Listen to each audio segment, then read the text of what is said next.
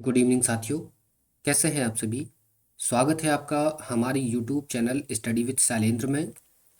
साथियों, प्राचीन भारत के इतिहास की सीरीज हम डिस्कस कर रहे थे और आज इस वीडियो के अंदर हम डिस्कस करेंगे गुप्त काल। राइट। सो आइए हम आगे की तरफ बढ़ जाते हैं और देख लेते हैं गुप्त काल के बारे में। क्लियर है। अब देखिए, हम गुप्त काल इट मीन्स गुप्त वंश को यहाँ पर हम डिस्कस करेंगे। तो इसको चर्चा को हम आगे बढ़ाते हैं। तो आगे बढ़ाने से पहले हम इस वंश के प्रमुख राजाओं के बारे में जानेंगे, उनके नाम जानेंगे। राइट। पहले हम उनके नाम जान लेते हैं, फिर उनके बाद उनके जो भी काम रहेंगे या उनसे जितने भी रिलेटेड इंपॉर्टेंट फैक्ट होंगे उनको डिस्कस करेंगे। राइट। सो देखिए, सबसे पहले श्रीगुप्त का नाम आएगा जो कि गुप्त वंश के क्या होंगे, संस्थापक होंगे। ठीक है।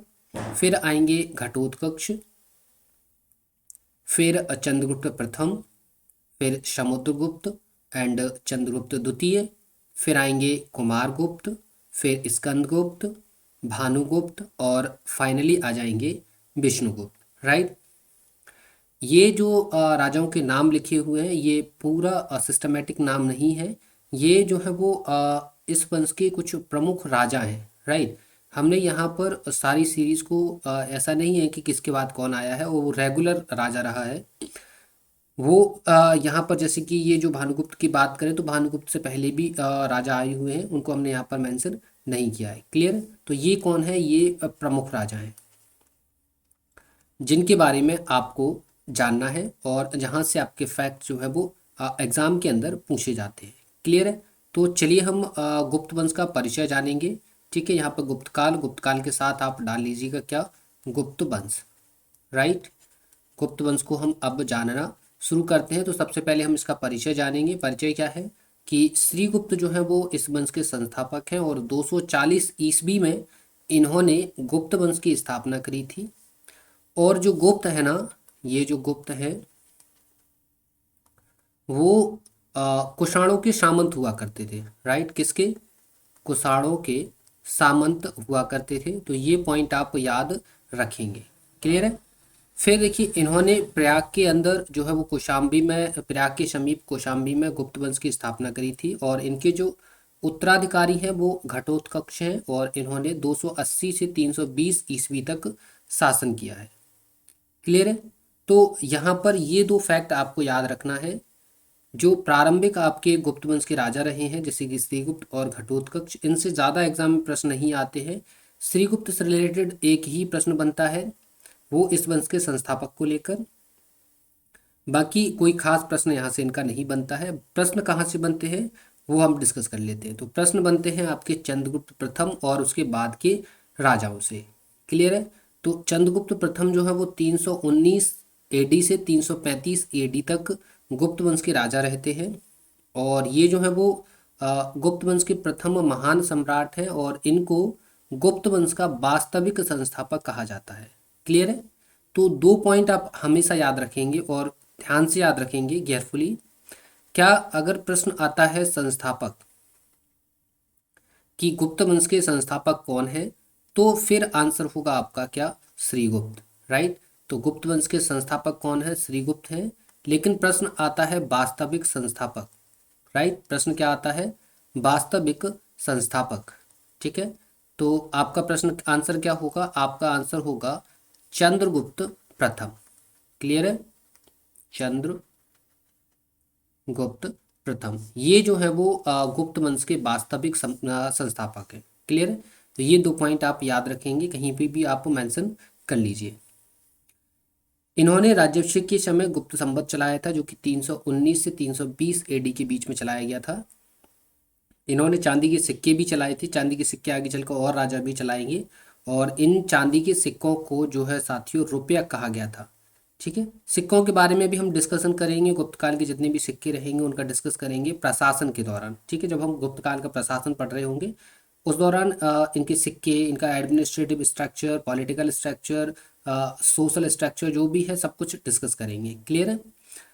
ठीक है। और चंद्रगुप्त प्रथम जो है वो महाराजा धीराज की उपाधि धारण करते हैं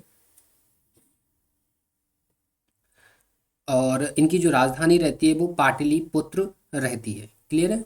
और इन्होंने लिच्छावी राजकुमारी कुमार देवी के साथ विवाह किया था। तो ये कुछ चंद्रगुप्त प्रथम से रिलेटेड फैक्ट है जो आपको याद करना है। क्लियर, उम्मीद करते हैं ये समझ में आ गए। तो अब हम आगे चलते हैं और बात करते हैं समुद्रगुप्त की।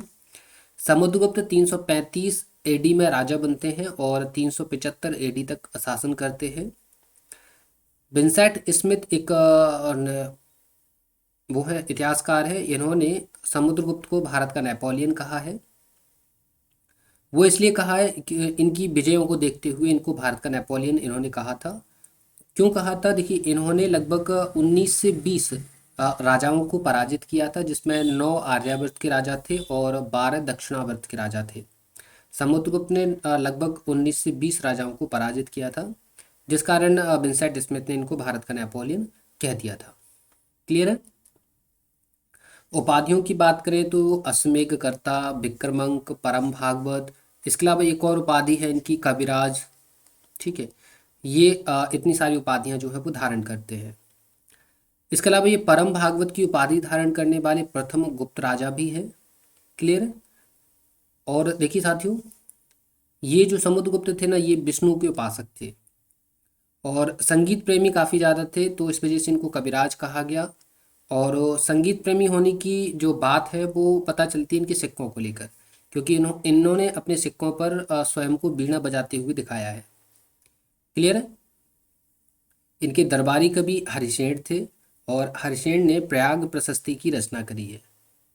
क्लियर है?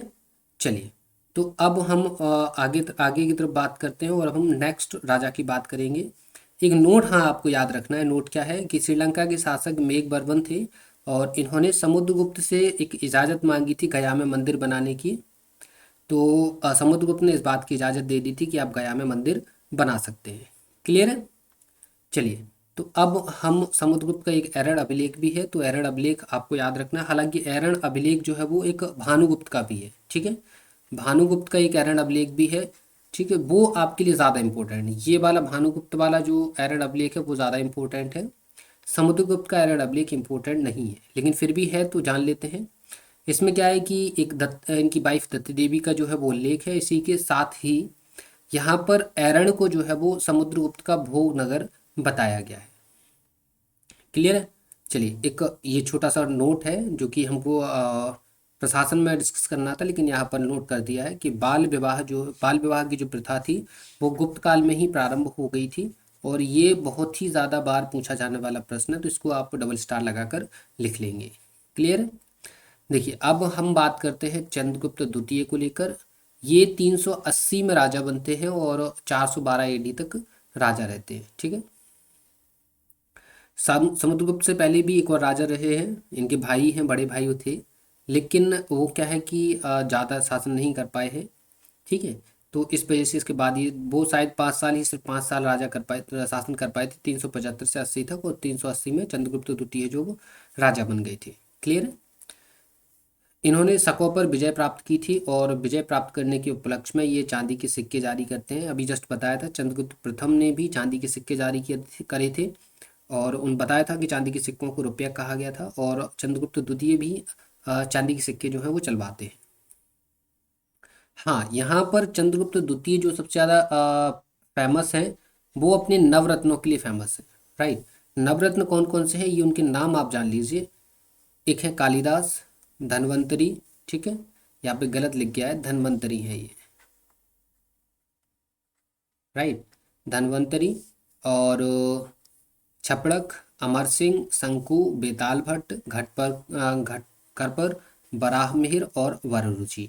ठीक है, ये इनके नवरत्न थे। इनमें आपको काफी बार ये प्रश्न पूछा जाता है ये किसके राज दरबारी थे या किसके समकालीन थे। जैसे प्रश्न आता है कालिदास किसके समकालीन थे, तो कालिदास चंद्रगुप्त द्वितीय के समकालीन थे। राइट, सो ऐसे प्रश्न आपके एग्जाम के अंदर आते हैं। जैसे कि एक प्रश्न होता है कई बार आया है कि बराहमिहिर कौन थे, तो बराहमिहिर जो है वो एक खगोल शास्त्री थे।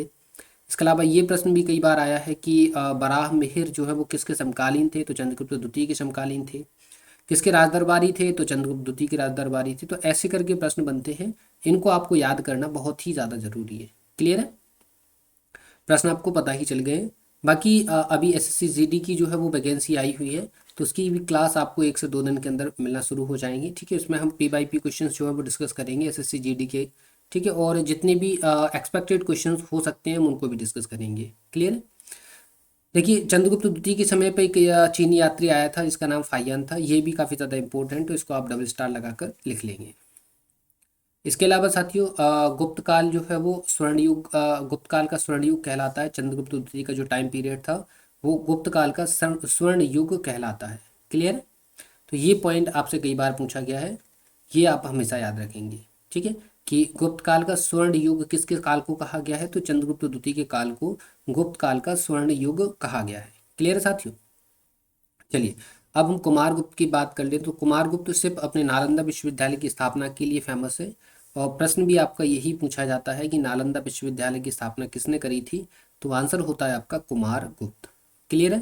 तो यहाँ पे सिर्फ एक ही पॉइंट आपको याद रखना है, और फिर आप बात कर लेते हैं हम स्कंदगुप्त की। राइट, तो ये फेमस है, इनका जो फेमस क्वेश्चन है वो हूणों के आक्रमण को रोकने का है। इन्होंने भारत पर हूणों के आक्रमण को रोका था, और इन्होंने सुदर्शन झील का पुनरुद्धार करवाया था। ठीक है, अगर सुदर्शन झील के पुनरुद्धार की बात करें तो दो लोगों का ही नाम आता है। एक नाम आता है स्कंदगुप्त का, इसके बारे में आप पढ़ ही रहे हैं, जिसके बारे में आपने जाना है स्कंदगुप्त। और दूसरा नाम आता है रुद्रदामन का। ठीक है, रुद्रदामन आप जानते हैं एक शक राजा था। ठीक है, और इसका एक अभिलेख भी आप जानते हैं। अभिलेख कौन सा है, गिरनार अभिलेख, जो कि क्या है, संस्कृत भाषा का अभिलेख है। किसका अभिलेख है, संस्कृत भाषा का अभिलेख है। तो ये पॉइंट आप पढ़ चुके हैं और आपको याद भी होंगे। क्लियर, 2 पॉइंट आपको याद रखना है। बाकी ये तो आप जानते ही हैं कि सुदर्शन झील का निर्माण किसने करवाया था। तो सुदर्शन झील का जो निर्माण है साथियों वो करवाया था किसने, पुष्यगुप्त ने, है ना। और ये सुदर्शन झील है कहाँ, सुदर्शन झील है आपकी सौराष्ट्र में। राइट, कहाँ है, सौराष्ट्र। क्लियर है। चलिए, तो आगे की तरफ बढ़ जाते हैं। देखिए, अब हम बात कर लेते हैं भानुगुप्त की। तो भानुगुप्त से रिलेटेड अभी बताया था आपको कि ये जो एरंड अभिलेख है, ये एरंड सागर के पास में एक जगह पड़ती है, वहां पर ये एरंड है। और एरंड में जो है वो एक अभिलेख मिला है जो कि भानुगुप्त का अभिलेख है, और इस अभिलेख में सती प्रथा के हमको साक्ष्य मिलते हैं।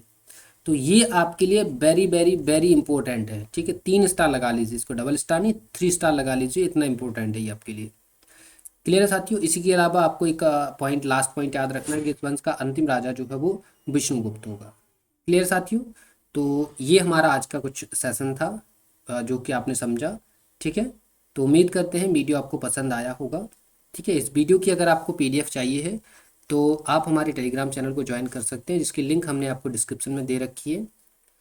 और वीडियो पसंद आया हो तो वीडियो को लाइक ज़रूर करिए और वीडियो को शेयर करिए, और चैनल को सब्सक्राइब करना बिल्कुल भी मत भूलिए। अगर आपको कोई भी क्वेरी है तो आप कमेंट बॉक्स में ज़रूर बताइए। क्लियर है। तो मिलते हैं आपसे नेक्स्ट वीडियो में, तब तक के लिए धन्यवाद।